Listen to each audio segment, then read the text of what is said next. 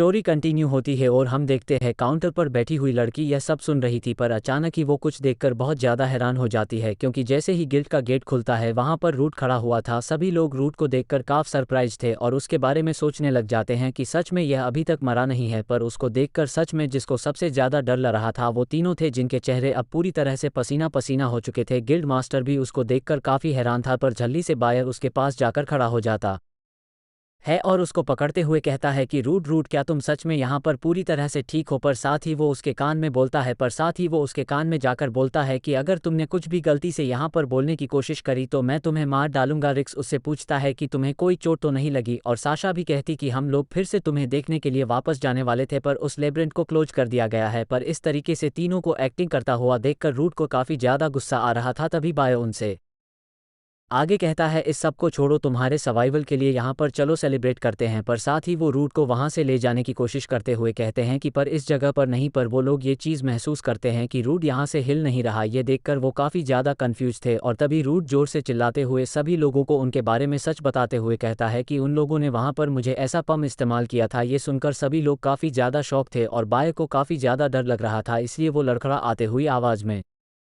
Root से कहता है कि आखिर तुम ये क्या बात कर रहे हो रूट। और तभी गिल्ड मास्टर लेंस भी उसके बीच में बोलते हुए कहता है कि आखिर तुम्हारा क्या मतलब है कि उन्होंने तुम्हें ऐसा बेट इस्तेमाल किया था। तो रूट उसे सब कुछ सच बता देता है और कहता है कि बायर ने मेरे सारे सप्लाई को मुझसे ले लिया था और मेरे पीछे से मेरे ऊपर अटैक किया। फिर रिक ने अपने स्किल का इस्तेमाल किया जिससे वो मेंटर मेरे ऊपर जाकर हमला करें, जिससे वो तीनों यहाँ से भाग जाएं, और शशा ने चैटिंग का इस्तेमाल किया जिसके बाद वो तीनों ही वहाँ से निकल गए थे। पर बायर अपने आप को बचाने के लिए जल्दी से गिल्ड मास्टर के पास का उससे कहता है, नहीं, हम लोगों में से किसी ने भी ऐसा कुछ भी नहीं किया था। लेंस कहता है, तो चलो इस चीज़ को पूरी तरह से क्लैरिफाई कर लेते हैं कि आखिर यहाँ पर क्या सच है और क्या झूठ। और हम एक लड़की को दिखाते हैं जो कि गिल्ड के अंदर आ रही थी, जिसको देखकर सभी लोग काफ़ी ज़्यादा सरप्राइज थे और कहते हैं ये तो एक ट्रुथ ऑफिसर है। इसलिए वो उसको देखकर हैरानी के साथ कहते हैं कि आखिर एक ट्रुथ ऑफिसर यहाँ पर क्या कर रहा है कि जो काफ़ी ज़्यादा रॉयल कैपिटल को छोड़ता है। आखिर वो यहाँ पर क्यों आया है? तो लेंस उन लोगों से कहता है कि मैंने इसे यहाँ पर इसलिए बुलाया है क्योंकि अनयूजुअली काफ़ी ज़्यादा लोगों की मौत हो रही है जब से उन लोगों ने तुम्हारी पार्टी को ज्वाइन करना चालू किया है, इसलिए मैंने ओल्ड फेवर के तौर पर इसे यहाँ पर बुलाया है। ये सुनने के बाद वो तीनों ही पसीना पसीना हो गए थे क्योंकि अब उनका सच यहाँ पर सामने आने वाला था। और वो उस ट्रुथ ऑफिसर से कहते हैं, तो चलो देखते हैं कि आखिर यहाँ पर कौन सच बोल रहा है। ट्रुथ ऑफिसर आते ही वहाँ पर उन लोगों को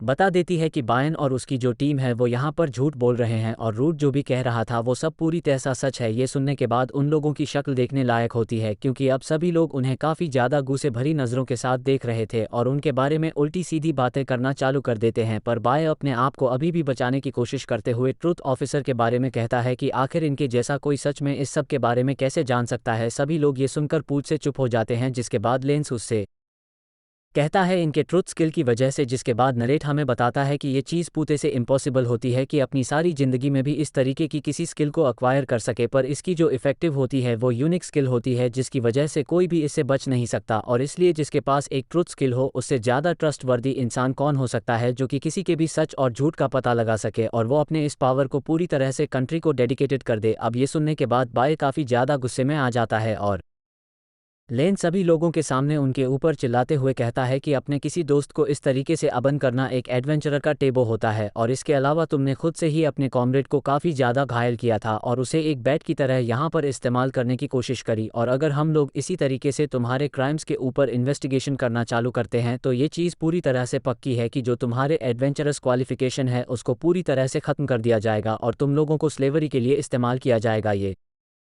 सुनने के बाद वो तीनों ही काफ़ी ज़्यादा परेशान हो जाते हैं। रिक कहता है कि तुम मुझसे कोई मजा कर रहे हो। बाय को काफ़ी ज़्यादा गुस्सा आता है और अभी भी वो इस चीज़ को मानने के लिए तैयार नहीं था। वो सारी की सारी चीज़ें दूसरों के ऊपर डालता रहता है और वो अपने आप से ही कहता है कि मेरे जैसा कोई इंसान वो एक स्लेव बनेगा, ये सब केवल इसी की वजह से हो रहा है। अगर तुम यहाँ पर नहीं आते तो ऐसा कुछ भी नहीं होता। इसलिए वो अपनी तलवार को निकालते हुए जो ट्रुथ इंस्पेक्टर होता है उसके ऊपर हमला कर देता है। ये देखकर सभी लोग काफ़ी सरप्राइज हो जाते हैं और वो ट्रुथ इंस्पेक्टर लड़की भी काऊ जो डर गई थी। पर तभी रूट जल्दी से उसके सामने आ जाता है और अपनी तलवार को निकालते हुए उस लड़की को बचा लेता है और गुस्से में कहता है कि ट्रुथ ऑफिसर को टच करने की हिम्मत भी मत करना। यह देखकर बाय काफ़ी हैरान था कि आखिर रूड वहां पर अचानक से क्या कर रहा है और वो रूड से कुछ बोल पाता उससे ही पहले रूड उसके चेहरे पर एक जोरदार मुक्का दे मारता है जिसकी वजह से बाय के मुंह के दांत झड़ जाते हैं और वो जाकर पीछे गिल्ड की दीवार से टकराता है जिसकी वजह से वहां पे एक काफ़ी ज़्यादा बड़ा धमाका हुआ था जिसका इम्पैक्ट बाहर भी देखा जा सकता था और वो दोनों भी ये देखकर पूरी तरह से पसीना पसीना हो गए थे कि उनका जो बॉस है वो केवल एक ही पंच के अंदर हार चुका है और रूड गुस्से में कहता है कि ये बिल्कुल भी अच्छा नहीं हुआ जिसके बाद सीन चेंज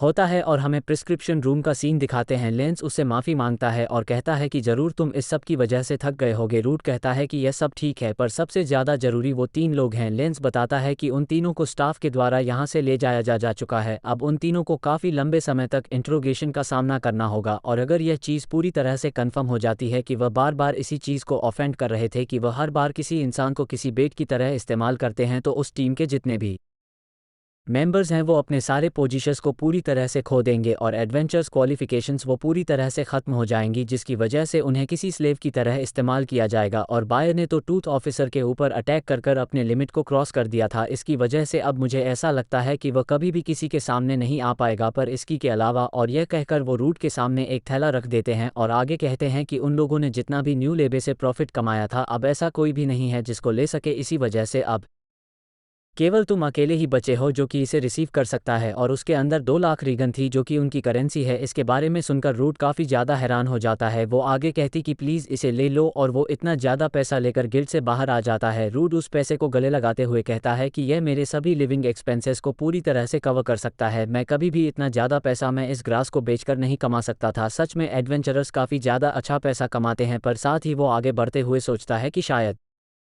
यहाँ पर कोई भी मुझे ज़रा सा भी इंजर करने की कोशिश नहीं कर रहा क्योंकि सभी लोग पहले जो मैंने किया था उसको देख चुके हैं। पर इसका बिल्कुल भी यह मतलब नहीं है कि वो लोग मेरे लिए काफ़ी ज़्यादा अच्छे हो गए हैं। अगर मैं इसी तरीके से अकेला खड़ा रहा तो सभी लोगों को मेरे ऊपर शक हो जाएगा कि अचानक ही मेरा स्टेटस इस तरीके से राइज क्यों कर रहा है। इसलिए मुझे ऐसा लगता है कि कुछ समय तक मुझे महिमे लेबे के अंदर जाकर ही इसी तरीके से पैसे को कमाने की कोशिश करनी चाहिए। और वह आगे बढ़ते हुए कहता है तो चलो चले इस तरीके से ग्रूम बनने की ज़रूरत नहीं है। अब आखिरकार मेरे पास काफ़ी ज़्यादा पैसा आ चुका है तो अब मैं जैसा चाहूँ वैसा गेयर ले सकता हूँ और जो चाहूँ वो खा सकता हूँ। पर वहीं कुछ कदम आगे बढ़ने के बाद उसकी नज़र मैजिक टूल की शॉप के ऊपर जाती है और जैसे रूट वहाँ पर जाता है उसकी नज़र मैजिकल बैग के ऊपर पड़ती है जिसकी कीमत भी 2 लाख थी। ये देखकर वो उसको ख़रीद तो लेता है पर वह काफ़ी ज़्यादा उदास होते हुए कहता है कि काश कम से कम मुझे कुछ खाने के लिए तो मिल ही जाता। जिसके बाद हमें दिखाते हैं कि अगले दिन वह फिर से लेबे के अंदर अंदर जाता है जहां पर फिर से रूट का सामना उन काफ़ी ज़्यादा बड़े बड़े रेट से होता है पर इस बार वो उन्हें काफ़ी ज़्यादा आसानी से मार देता है। जिसके बाद वो ये देखकर कहता है कि अगर मैं इसके बारे में सोचूं तो मैंने इनको काफ़ी ज़्यादा आसानी से मार दिया। मुझे लगता है कि मुझे उन 5 को पहले यहाँ पर अवॉइड कर देना चाहिए था। जिसके बाद वो अपने एक स्किल अपराइज का इस्तेमाल करता है जो कि उसे एक मॉन्स्टर से मिला था। उसकी मदद से जैसे ही वो चूहों को देखता है चूहों का वो पूरी तरह से एनालिसिस कर लेता है और उसका पूरा का पूरा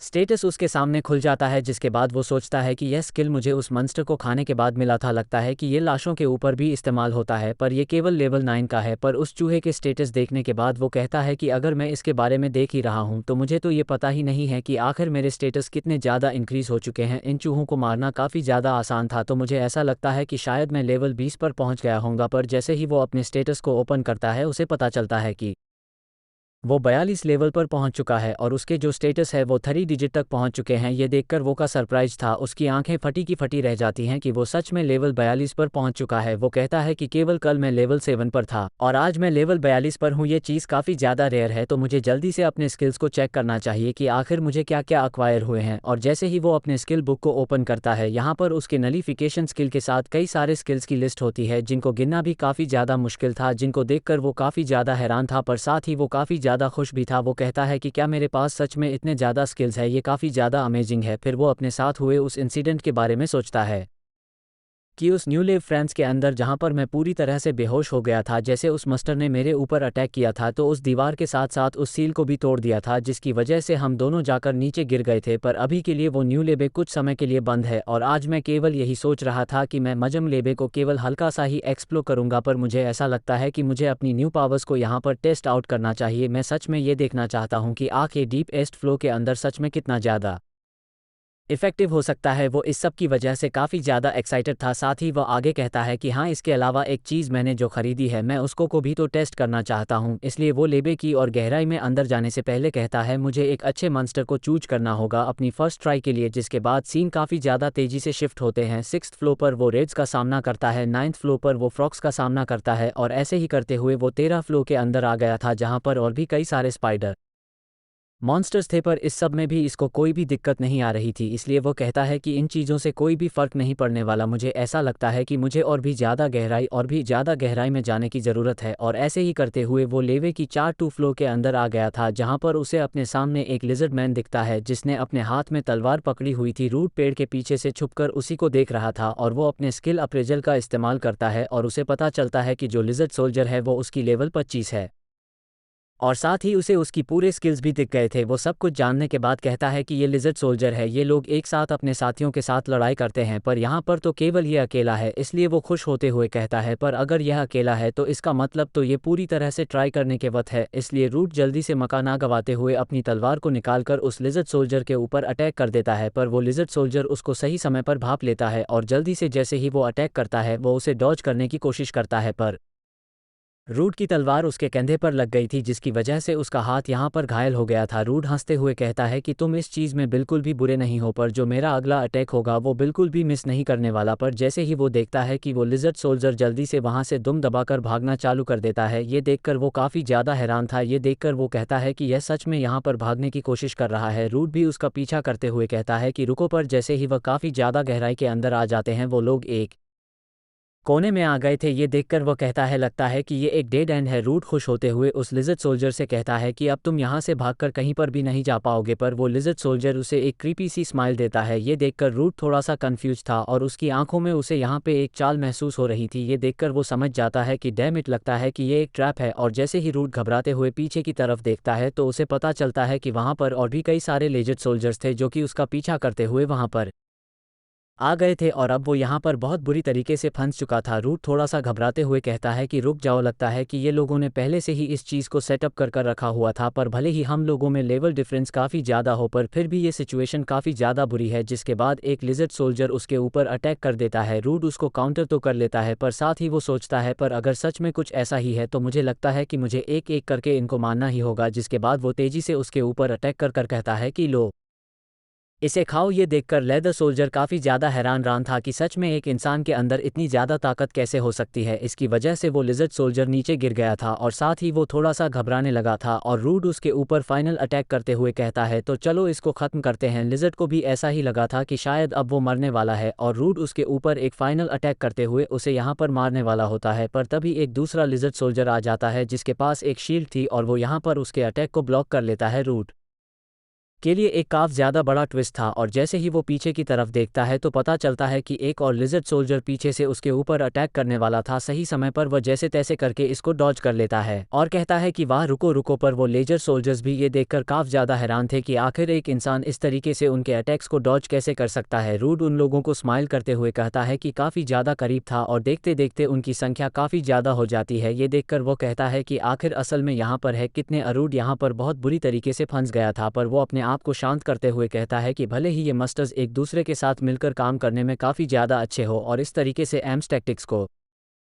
भी इस्तेमाल कर सकते हो और साथ ही इस तरीके से कोऑर्डिनेशन मूवमेंट्स को भी इस्तेमाल कर पा रहे हो। पर तभी उसके दिमाग में एक चीज़ ट्रिगर होती है और वह कहता है कि रुको, जब वो लोग अपने कोऑर्डिनेशन को यहाँ पर इस्तेमाल करते हैं उससे ही पहले एक हाई पिच साउंड होता है जो कि यहाँ पर सुनाई देता है और तभी उसका ध्यान पीछे खड़े हुए उनके बॉस के ऊपर जाता है। इसलिए वह जल्दी से अपने अपराइज स्किल का इस्तेमाल करते हुए उस बॉस के स्टेटस को चेक करने की कोशिश करता है और जैसे ही उसे स्टेटस के बारे में पता चलता है कि वो लेवल 32 का मॉन्स्टर है और उसके पास यहाँ पर कमांड यानी लीडरशिप का एक स्किल है जिसकी वजह से रूड अब समझ चुका था कि वही है जो कि अब इन सभी को कमांड दे रहा है। और लिजर्ड सोल्जर्स के बॉस को भी देखकर ऐसा लगता है कि जैसे उसे ये पता चल चुका है कि रूड को उनके प्लान के बारे में पता चल चुका है। इसलिए वो जल्दी से अपने सभी कॉमरेड्स को उसके ऊपर अटैक करने के बारे में कहता है और सभी तेजी से आकर रूड के ऊपर हमला करना चालू कर देते हैं। पर रूड जल्दी से अपने स्किल फिजिकल बूस्ट का इस्तेमाल करते हुए अपनी बॉडी को काफ़ी ज़्यादा पावरफुल बना लेता है और एक काफ़ी ज़्यादा ज़ोर से रोर करते हुए उन सभी के ऊपर अटैक कर उन्हें आसमान में पहुंचा देता है, जिसके बाद वो अपने सामने खड़े हुए लिजर्ड सोल्जर के चेहरे पर अपनी लात को रखकर बेचारे के चेहरे को पूरी तरह से पिछला देता है और फिर एक जोरदार जंप मारते हुए उनके बॉस के ऊपर अटैक करता है। पर जैसे ही उनके बॉस के ऊपर रूट का ये अटैक लगता है, वहाँ पे एक काफ़ी ज़्यादा पावरफुल स्ट्राइक तो होता है, पर वो भी ये देखकर काफ़ी ज़्यादा सरप्राइज था कि उसको यहाँ पे एक खरोच तक नहीं आई थी। पर उन लेजर सोल्जर का बॉस जल्दी से अपनी तलवार को निकाल कर रूट के ऊपर उसे हमला कर देता है। ये देखकर वो कहता है कि नहीं, मैं इसे डॉज बिल्कुल भी नहीं कर पाऊंगा। पर जैसे ही उसकी तलवार रूट की बॉडी से टकराती है, वो उसके शरीर को आर पार ही नहीं कर पाती, क्योंकि रूट ने यहाँ पर अपने स्किल स्टील बॉडी का इस्तेमाल किया था जो कि उस एक स्पाइडर को खाने के बाद मिली थी। ये देखकर रूट हंसते हुए कहता है कि तुम यहाँ अकेले नहीं हो जिसके पास एक ट्रम्प कार्ड है। पर जो लिजर्ड का बॉस था, वो ये देख करके ने रूट के ऊपर उसके अटैक का कुछ भी नहीं हुआ, वो जल्दी से पीछे की तरफ हट जाता है। पर रूट जल्दी से अपने स्किल अप्रेजल का इस्तेमाल करते हुए कहता है, मुझे डेफिनेटली यहाँ पर इम्पैक्ट महसूस हुआ था, पर इसके ऊपर एक भी सिंगल स्क्रैच नहीं है। वो जल्दी से यहाँ पर जितने भी लिजर्ड हैं उन सभी के स्किल्स को चेक करना चालू कर देता है और साथ ही वो कहता है इसके पास ऐसा कोई भी स्किल नहीं है जिससे वो अपनी ड्यूरेबल को यहाँ पर बढ़ा सके तो ज़रूर, और यहाँ पर वो किसी और की ताकत को इस्तेमाल कर रहा होगा। वो जैसे जैसे दूसरे लिजर्ड सोल्जर्स के स्किल्स को देख रहा था, वो कहता है कि मुझे समझ में नहीं आ रहा कि यहाँ पर किसी के पास भी कोई ऐसा स्पेशल स्किल तो नहीं है। पर तभी उसकी नज़र एक पीछे खड़े हुए लिजर्ड के ऊपर जाती है, जिसकी छाती पर एक काफ़ी ज़्यादा गहरा घाव था, जिसको देखकर वो समझ जाता है कि हाँ, यह वही है जिसको मैं ढूंढ रहा हूँ, क्योंकि उसके पास यहाँ पे एक ऐसा स्किल था जिसकी मदद से वो यहाँ पर अपने बॉस को मदद कर पा रहा था। सबट्यूट का रूट ये देखकर समझ गया था और वह जल्दी से उसके ऊपर अटैक करते हुए कहता है कि यह अपने स्किल का इस्तेमाल करते हुए दूसरे के डे में जल्दी से अपने ऊपर ले रहा है। वो लेजर भी इस चीज़ को समझ चुका था कि रूट तेजी से उसकी तरफ बढ़ रहा है और रूट जल्दी से अपनी तलवार को लाकर सीधे उसके पेट के अंदर धंसा देता है और यहाँ पर उसे मार देता है और साथ ही उससे कहता है कि भले ही तुम का और टफ क्यों ना हो, पर किसी का सब्स्टिट्यूट बनने की वजह से तुम काफ़ी ज़्यादा कमज़ोर हो चुके हो। और उसे उसके सभी साथियों के सामने मार देने के बाद वो उन लोगों से कहता है कि बिल्कुल भी इसे पर्सनल लेने की ज़रूरत नहीं है। पर उनका जो बॉस था वो ये देखकर काफ़ी ज़्यादा गुस्से में आ गया था और वो ज़ोर से रोर करता है, जिसकी वजह से उन सभी की आंखें लचमकना चालू हो जाती हैं और वो सभी एक साथ रूट के ऊपर हमला करना चालू कर देते हैं। पर रूट अपने स्किल थ्रेड मैनिपुलेशन का इस्तेमाल करता है और वेब का इस्तेमाल करते हुए बिल्कुल स्पाइडरमैन की तरह उन सभी के बीच में से निकल कर गायब हो जाता है। ये देखकर वो सभी काफ़ी ज़्यादा कन्फ्यूज थे और उन लिजर्ड सोल्जर का बॉस, उसका तो मुख खुला का खुला रह गया था। जिसके बाद रूट अपने सभी थ्रेड्स का इस्तेमाल करते हुए उन सभी को एक जगह पर इकट्ठा करना चालू कर देता है और कहता है कि ये चीज़ मुझे काफ़ी ज़्यादा आसानी देगी। उसने एक काफ़ी ज़्यादा बड़ा और मोटा मकड़ी का जाला बना लिया था, जिसे वो उन सभी के ऊपर फेंक देता है। ये देखकर उनका बॉस भी काफ़ी ज़्यादा परेशान था कि अब आखिर यहाँ पर क्या होने वाला है, और देखते ही देखते सभी के सभी उसकी जाल के अंदर फंस जाते हैं और ज़मीन पर गिर जाते हैं। लिजर्ड सोल्जर का जो बॉस था वो भी ये देखकर काफ़ी सरप्राइज था और अब उससे भी कुछ नहीं बन रहा था कि आखिर अब वो यहाँ पर क्या कर सकता है। वो भी पूरी तरह से शांत हो चुका था। तभी रूट उसके सामने आता है और कहता है, तो चलो, देखकर ऐसा लगता है कि मैं यहाँ पर जीत चुका हूँ। जिसके बाद वो अपनी तलवार को घुमाता है और लिजर्ड सोल्जर के बॉस के गले को यहाँ पर पूरी तरह से बीच में से काट देता है और फिर उनके बॉस के मर जाने के बाद वो सभी को यहाँ पर मार देता है और कहता है, तो चलो, अब ये सब खत्म हुआ तो चलो अब खाना खाना चालू करते हैं। फिर वो काफ़ी ज़्यादा खुश होते हुए अपने मैजिकल बैग के बारे में बताता है कि इसे मैंने उन पैसों से ख़रीदा है जो कि मुझे गिल्ड से मिले थे, तो चलो अब इसको इस्तेमाल कर देखते हैं। जिसके बाद हमें मैजिकल बैग के बारे में बताया जाता है। कैसलमैन मैजिकल बैग्स के अंदर अपने एक स्पेस होता है जिसके अंदर जितनी भी चीज़ें चाहे उनको रख सकते हैं। इसकी वजह से जितना भी वेट होता है वो पूरा तक ख़त्म हो जाता है और इसे काफ़ी ज़्यादा आसानी से कैरी भी किया जा सकता है। और रोड ना उसके अंदर जितने भी खाना पकाने के सामान होते हैं वो सब भी भर भर कर रखे हुए थे। रूड अपने मैजिकल बैग के अंदर से खाने पकाने के जितने भी सामान होते हैं वो सब निकालता है, जैसे कि कढ़ाई और सीजनिंग के लिए जितने भी मसाले थे वो सभी। साथ ही वो सोचता है कि जब मैं हिडन फ्लो के अंदर था मैं केवल यही सोच रहा था कि आखिर मुझे किस तरीके से सर्वाइव करना है, पर मैं सच में हमेशा से इस चीज़ को ट्राई करना चाहता था। उसने यहाँ पर लिजर्ड सोल्जर की पूंछ को पूरी तरह से शॉप कर लिया था और अब वो उसे यहाँ पर पका कर खाने वाला था। उसने कढ़ाई के अंदर उसे काफ़ी ज़्यादा अच्छी तरीके से सीजनिंग कर लिया था और वो ये देखकर कहता है, क्या ये सच में उसी मंस्टर का मीट है जिसको अभी अभी मैंने मारा है। उसको देखकर उसके मुंह में पानी आ गया था। वो कहता है कि सच में मैं इसको अच्छी तरीके से पकाकर खा भी सकता हूँ। उसकी लार मुँह से टपकना चालू हो गई थी और जैसे ही वो एक बाइट लेता है उसे मज़ा ही आ जाता है। वो ज़ोर से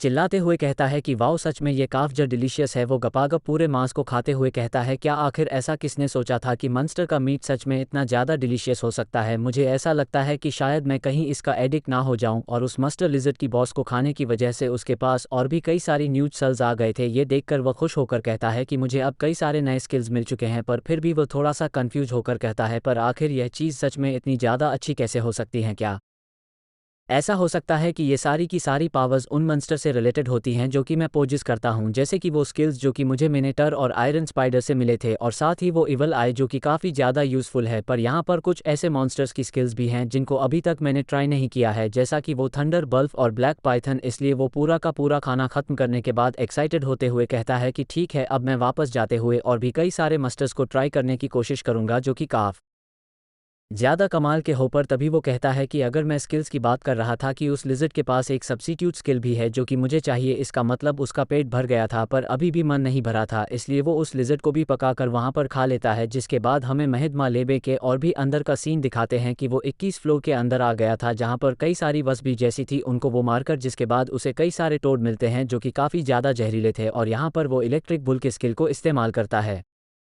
और उन सभी को ठंडा शॉक दे देता है। उन्हें पूते से भून देने के बाद वो ये देखकर कहता है कि यह स्किल सच में काफ़ी ज़्यादा कमाल का है, जिसके बाद वो सुबास और टोट के बारे में कहता है कि उनके पास काफ़ी ज़्यादा अच्छे स्किल्स हैं। तो वो कहता है तो चलो इनको पकाने की बारी है। फिर वो उनको अच्छे से सीजनिंग करके पूरी तरह फ्राई कर देता है जो कि बिल्कुल किसी फ्राइड चिकन की तरह लगते हैं, और वो उन्हें काफ़ी ज़्यादा मज़े और चाव के साथ खाता है। और उन सभी मस्टर्स को खाने के बाद उसे नए 5 न्यू स्किल्स मिल गए थे जिनको देखकर वो काफ़ ज़्यादा खुश था। पर वहीं अचानक उसे एक अजीब सी आवाज़ आती है और वो कहता है कि आखिर अंदर क्या हो रहा है। ऐसा लगता है कि वहाँ पर किसी इंसान की आवाज़ आ रही है और किसी तरह की क्रैकिंग साउंड भी है कि सच में यहाँ पर और भी कई सारे एडवेंचरर्स हैं जो कि इतने ज़्यादा नीचे आए हैं। वो ये सब सोचकर काफ़ी ज़्यादा एक्साइटेड था, इसलिए वो अपनी मील को शुक्रिया कर जल्दी से अपने सामान को फिर से अपने बैकपैक के अंदर रख लेता है और आगे भागते हुए कहता है कि ये चीज़ काफ़ी ज़्यादा रेयर है कि इस तरीके से यहाँ पर लोगों को देखना, और अगर मैं लकी रहा तो मैं उन लोगों के साथ यहाँ पर जितनी भी इन्फॉर्मेशन है उनको एक्सचेंज कर सकता हूँ।